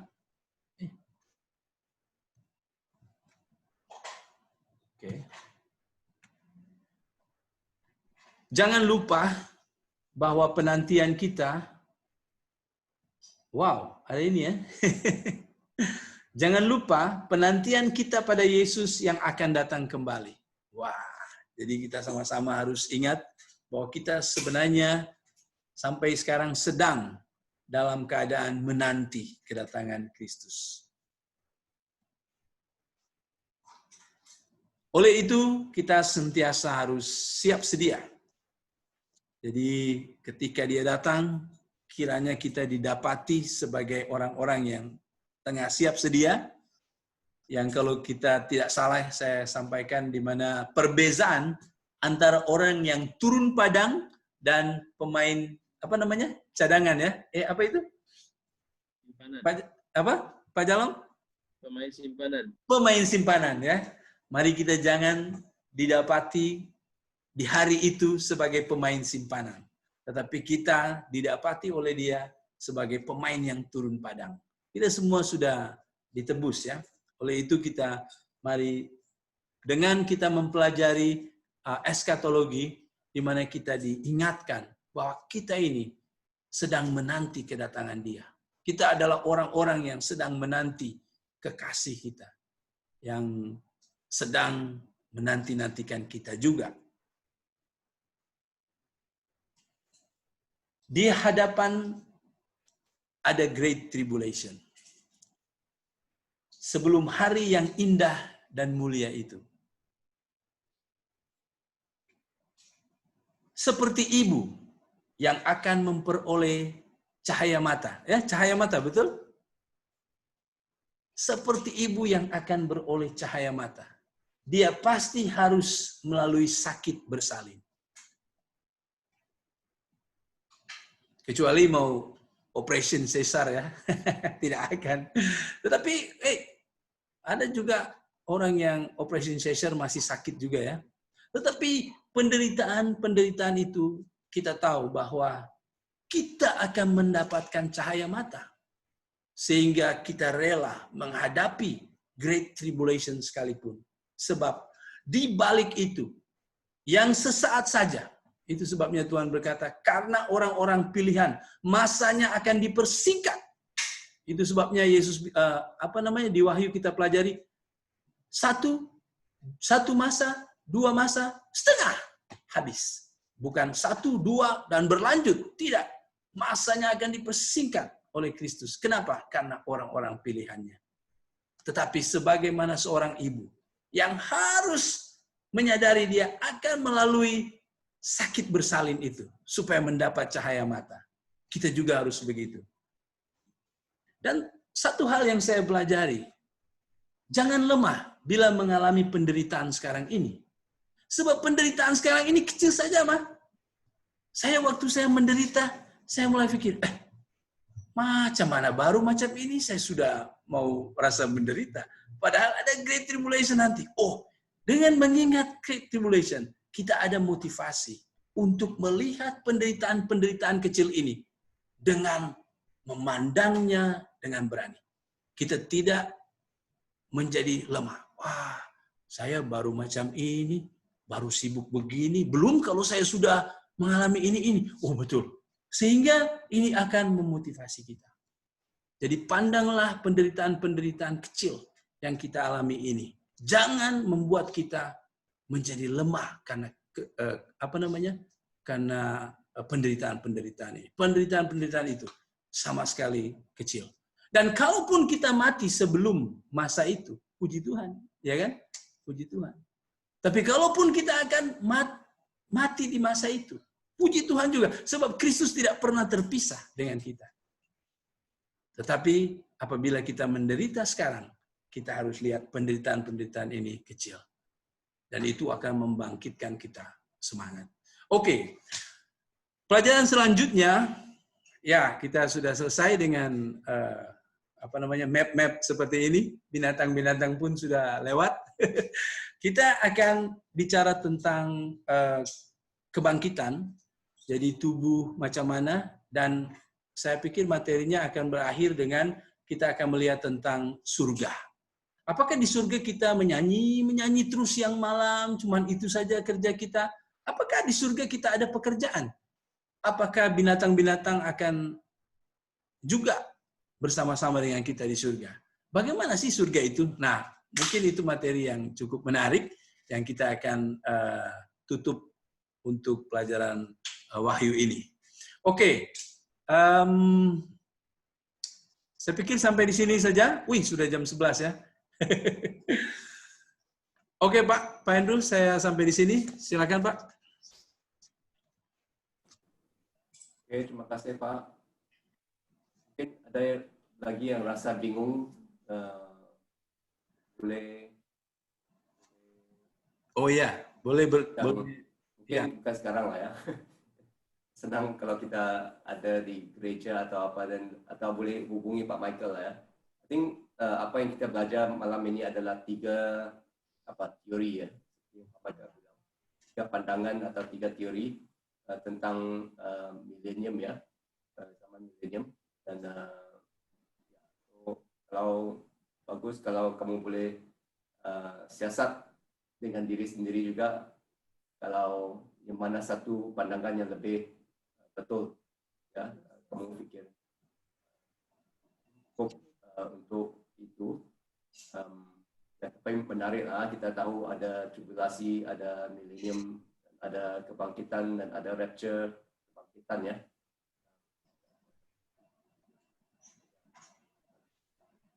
Oke, so untuk tutup boleh saya jemput Pak Tamus, kucing. Ya. Tolong tutup dan doa. Ya. Mari kita berdoa. Saya pimpin kita berdoa. Bapa Surgawi yang kami puji sembah dan syukur Tuhan, di atas malam ini sekali lagi kami dapat mempelajari akan firman-Mu yang telah kami mendengar, telah kami pelajari sebentar tadi, yang dibentang oleh saudara Pak Michael, dan itu dengan yang kami yang lain untuk menguatkan lagi iman kami untuk lebih lanjut lagi mengenali tentang firman-firman-Mu, tentang pelajaran tentang wahyu, tentang kehadiran-Mu, tentang kebangkitan-Mu Tuhan, tentang segalanya tentang Tuhan. Dan kami amat bersyukur sekali lagi kami difahamkan, dan itu juga kami diberi peluang untuk bersuara, untuk mendengar, dan untuk memberi hikmat untuk mempelajari akan segala yang firman-firman Tuhan. Nah, begitu juga pada kami Tuhan, kami juga berdoa agar hati kami sentiasa mendapat kerinduan untuk mendengar firman-firman Tuhan dengan dasar iman ini, sehingga akhirnya Tuhan dengan wahyu ini, karena ini amat berharga bagi kami Tuhan, supaya kami sentiasa berpegang teguh dengan iman kami, dan supaya kami tidak jauh dan supaya tidak jatuh daripada Engkau Tuhan. Dan begitu juga Tuhan, dengan kerinduan kami berkumpul dalam Zoom ini, dari tempat masing-masing, kami mohon Tuhan agar Kau memberkati setiap kami di sini, dan begitu tidak berkesempatan bersama dengan kami. Dan begitu juga kami berdoa agar diberikan kebahagiaan dan sejahtera Tuhan, dan begitu juga istirahat kami, dan begitu juga dengan pekerjaan kami, begitu juga dengan pembelajaran anak-anak kami, dan kami juga berdoa agar kami sentiasa diiringi dan dipimpin oleh Roh Kudus-Mu, supaya kami sentiasa dikuatkan dalam iman kami. Terima kasih Bapak, Engkau sungguh baik. Karena sekali lagi kami ucapkan syukur dalam doa ini. Dalam nama Yesus Kristus Tuhan kami sudah berdoa. Amin. Amin. Oke, thank you. Kelas seterusnya kita akan ada Cikgu Mary ya, akan bawa kita dalam Kahoot untuk supaya kita ulang kaji apa yang sudah kita belajar 3 minggu, 2 minggu yang lepas dan termasuk ini. Ya, Cikgu Mary. Bila tu ya, Pak? Depan ya. Mana? Jangan bagi yang susah-susah ya. Nanti susah-susah sendiri tak tahu jawab nanti. Ulang kaji cukup lah ya. Kawan asik ini. Ya, terima kasih Pak. Oke, sama-sama. Saya Selamat malam. Selamat malam.